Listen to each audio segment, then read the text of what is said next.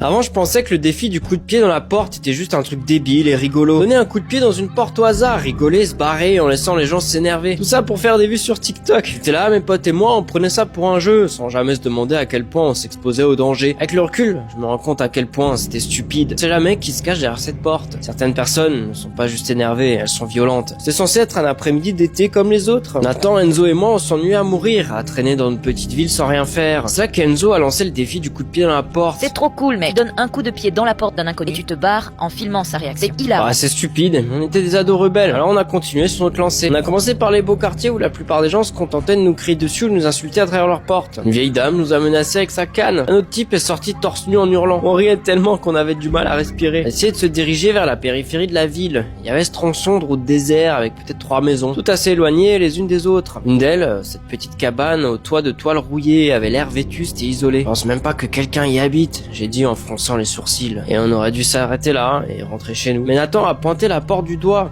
Il va. On s'est approché, on a attendu quelques secondes. On essayait peut-être tous de décider à donner un coup de pied dedans ou non. Soudain, Nathan a donné un grand coup de pied. Porte rouillée trembla, résistant au coup. Et le bruit résonna comme un coup de feu. Pour toutes les autres maisons, le propriétaire avait mis du temps à réagir. Mais cette fois, porte s'ouvrit brusquement. Un homme est sorti comme s'il avait reçu un coup de couteau. Il se tenait derrière la porte avant même notre arrivée. C'était un colosse avec de longs cheveux qui lui descendaient jusqu'aux épaules. Il semblait avoir une quarantaine d'années, vêtu d'un tablier tuilé de taches rouges foncées. Je jure que j'ai senti l'odeur métallique du sang autour de lui dès qu'il est sorti. Il dit pas un mot, il nous fixa du regard, puis fit un pas en avant. J'ai d'abord cru à une blague, je continue à filmer, riant nerveusement, parce qu'on était en live. Et regardez ça, il est vraiment furieux. Soudain, il se mit à courir vers nous, les poings serrés. Il s'est mis à courir, j'étais devant, Enzo juste à côté et Nathan quelques mètres derrière. On n'allait pas de l'homme marteler le gravier, se rapprochant de plus en plus. On sait qu'il s'arrêterait peut-être pour nous crier dessus comme tout le monde, mais il continuait de se rapprocher. On a accéléré, on s'est retourné pour voir Nathan et il a trébuché. Il était par terre, essayant de se relever, et l'homme était déjà là. Attrapé Nathan par le col de sa chemise, a tiré comme un gamin. Nathan a hurlé de panique. Eh, qu'est-ce que vous faites? Au secours, au secours! C'est figé, j'étais toujours en live sans même m'en rendre compte. Et l'homme a sorti un long couteau courbe de sous son tablier. Il brillait au soleil. Vous êtes venu chercher les ennuis. Les ennuis vous ont ouvert. Souriez pour la caméra. Vos amis vous regardent. L'homme nous a souri d'un air narquois et a commencé à poignarder Nathan. Il était impuissant, incapable de faire autre chose que de regarder, terrifié de peur. Le cri qui est sorti de la bouche de Nathan était inhumain. L'homme l'a poignardé encore et encore, rapidement et violemment, jusqu'à ce que son corps s'affaisse. Le sang a giclé sur tout le gravier. J'ai laissé tomber mon téléphone un instant, pris d'eau le cœur. J'avais les jambes en coton. Enzo m'a attrapé le bras et m'a tiré brusquement. il va nous On a tuer. dévalé la route en hurlant à l'aide. J'avais l'impression que mes poumons allaient exploser. J'ai pas ralenti. J'en ai encore des pas lourds et humides derrière nous. On est arrivé au bout de la ville. Nous sommes précipités dans une station-service, claquant la porte. Ses pompistes a sursauté en nous voyant et Enzo a crié. Appelez la police, il y a un type, il a tué notre Sa ami. voix Appelez la s'étranglait dans police. l'aigu par l'émotion. Et quand les policiers sont arrivés, on leur a tout raconté ce qui s'était passé. On se trouvait à la maison, comme on avait vu notre ami Nathan dans ces derniers instants. Les agents sont arrivés avec toute une équipe.